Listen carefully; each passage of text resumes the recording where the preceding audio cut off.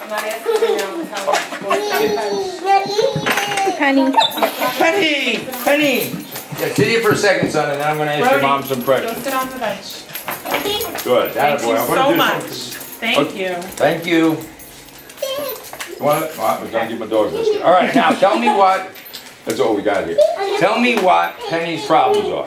Penny is how old? Penny girl. A year and 5 months. Okay. She is a jumper and a barker. She will bark at any dogs going by, any people going by. Full of Penny! Penny girl! Yeah, when someone comes to our door, she barks, barks, barks. If I put her in her crate when someone comes in, not our door. No, I get the idea. How old did we say? A year and 5 months. Ah! Yeah. And if you put her in her crate when the people at the door, she'll whine and cry to come out. All right. Yeah. Good. Mike Gould here, Mayor of Houndstown, USA, home to the happiest dogs on earth. On the other side of this wall, I have my new little friend, Penny. She's, I think they said about a year-old puppy, full of energy, high drive. So the first thing we do here is set boundaries. This next 12 days is about boundaries and structure. So the first thing we do, we always have to be capable of putting structure in a dog's life. You can't do that without a leash and collar on. We don't yell, we don't scream. So I'm going to open the door. I literally put a piece of rope on her. I open the door. When she pulls, I'm going to correct her a little. A correction is just a snap. Watch. Good girl. So she sees the camera, she sees Jackie, she says, quiet. Good girl. So this is a little puppy that needs to be taught what to do. So barking is no good, so we're not the good girl. Good girl, Penny girl. Good girl, Penny girl. I love her when her 4 feet are on the ground. When she pulls, I'm snapping. That's it. This isn't for children to do. Good girl, Penny. Good. I praise her. Look, I'm relaxed. Good girl. Good girl. This is her absolute first 2 seconds of training. First 2 minutes, quiet. When she barks, I correct. I'm not yelling, I'm not screaming, I'm not hitting her with a newspaper, I'm not clicking, I'm not using a pinch collar, a steel collar, a harness. I'm using a piece of rope for the moment. This is literally the first 3 minutes of our training. We're going to cut in a second and I'm going to put a permanent collar on her.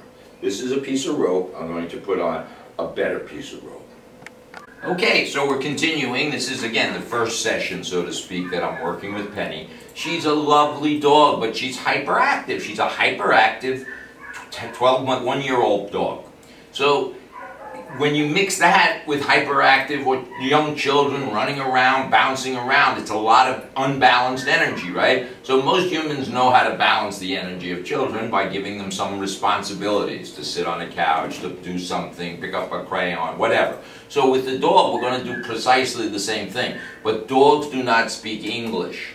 So we communicate what a dog knows. So we're going to correct bad behavior physically. We can't do that anymore with children.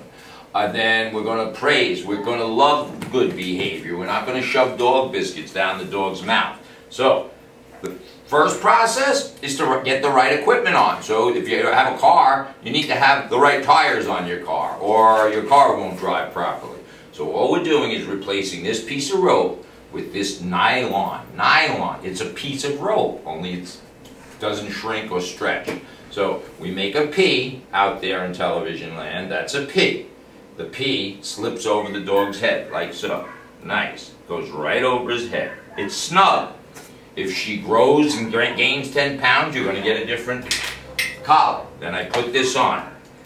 That's it. Nothing changes. Leash and collar always stays on when the dog's under your supervision. So dogs, like children, have a sense of entitlement. They don't care so much about you. They don't care about your house. We think they do. They just want to get their needs met. They want, this dog is happy, so I touch, I feel, and I la la, but I'm always relaxed.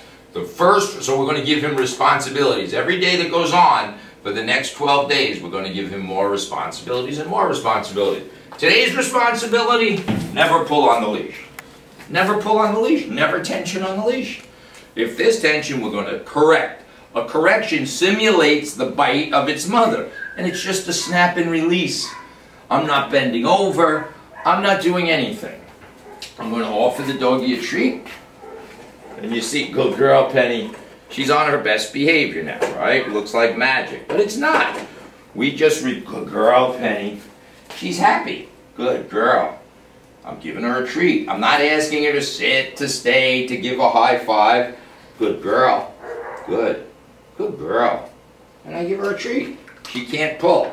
The treat is not for a behavior. The treat is because I'm the leader. It's like mom and dad. You take care of your children's needs. We don't give them a hot dog to take out the garbage. Maybe we do. We shouldn't be. They should just do it because they're part of your pack. So, there's Penny, took my food. I'm going to start teaching her the next responsibility is to always be on my left when we're walking. Heel. Good girl. Good girl, Penny. And I praise. Good girl. I'm relaxed. Do you see my hands? There's no tension. I praise. Good girl. When I stop, her next responsibility is to sit. Sit. She's sitting with the expectation of getting food. She's not getting food anymore for that behavior. The only time she's ever going to get a morsel of food for the next 12 days, a morsel of food beyond that one, is when she goes into her crate. That's it. When she volunteers. She's going to be fun to work with. She's got a great demeanor. But you see, I'm looking at the camera. I'm not staring at her and talking to her. I see her there. I see her tail wagging. Notice there's no tension. I'm going to walk, and she's going to stay on my left heel. Good girl. Whichever way I go. Good girl. We're going to talk as we go about how to manage the dog, not train the dog, manage in an active house with children. This is, it's not easy. It's not an easy process. So there's a responsibility for the kids. Sit. Good girl. There's a responsibility for the children. There's a responsibility for the adults. All the living creatures in the house have responsibilities. The dog is no exception. The children's no exception. Mom and dad are no exception. Everybody has responsibilities. Penny is going to have her responsibilities from now on, lovingly. Okay, girl. Okay, girl. Okay. Good.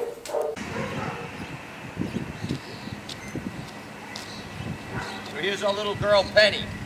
We're giving her responsibilities. First responsibility is to walk on our left. Sit. Sit.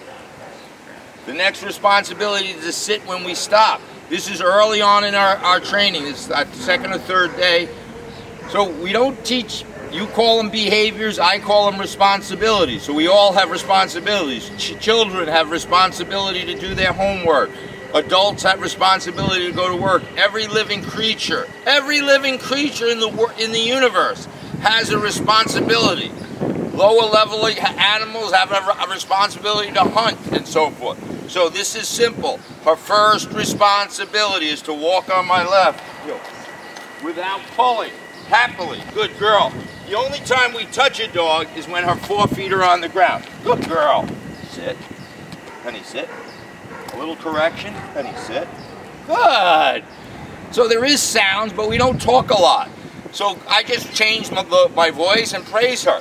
I'm validating her good behavior. There's a lot happening here. This is not a sterile environment. So first responsibility, walk on our left side without pulling. When she pulls, I correct. A correction simulates mommy biting. It's a little bite and release. I step out my left and we walk. Good girl. And off we go. Regardless of what's happening in the universe. There's birds, there's squirrels, there's trains. She has to learn this concept. I can go fast. This is her place in the pack. And she's happy.